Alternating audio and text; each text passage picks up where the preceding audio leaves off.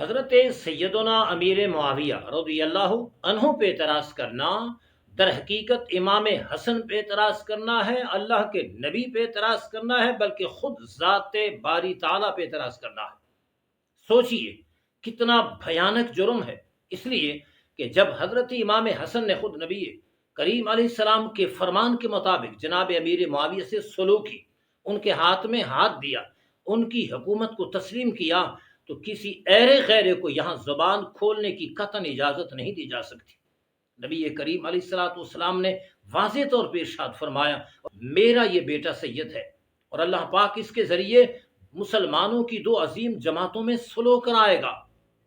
تو جب میرے آقا نے مسلمانوں کی دو عظیم جماعتوں کا نام دیا، سلو کا ارشاد فرمایا، امام حسن نے سلو کی، ان کو حاکم وقت تسلیم کیا، ان کے ہاتھ میں ہاتھ دیا، فیصلہ کیا، تو پھر کسی اور کو اعتراض کرنے کی اجازت کیسے دی جائے گی؟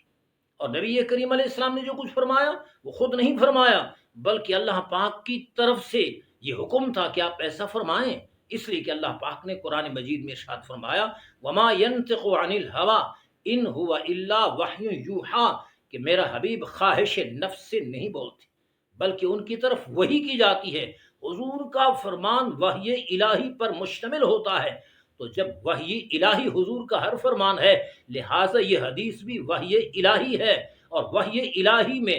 حضرت امیر معاویہ کے ساتھ سلو کی نوید سنائے گی، بیعت کرتے ہیں، ہاتھ پہ ہاتھ رکھتے ہیں، حاکم وقت تسلیم کرتے ہیں۔ تو جب بات اتنی لمبی ہے تو پھر کیوں زبان تان دراز کیا جائے، کیوں تان و تشنیع کیا جائے، اور کیوں جناب امیر معاویہ کو نشانے پر لیا جائے؟ اس لیے کہ اگر کوئی ایسا کرے گا تو یہ بات جناب امیر معاویہ کی ذات تک محدود نہیں رہے گی، بلکہ خدا نخواستہ اس کی اس بد زبانی کا نتیجہ یہ ہوگا، وہ جناب امام حسن کو برا بلا کہہ رہا ہوگا، وہ آقائے دو عالم کے حوالے سے بد زبانی کر رہا ہوگا، اور وہ خود ذات باری تعالیٰ کے حوالے سے گستاخی اور بے ادبی کر رہا ہوگا۔ لہٰذا یہاں احتیاط کا دامن ہر حال میں ہاتھ میں مضبوط پکڑنا چاہیے۔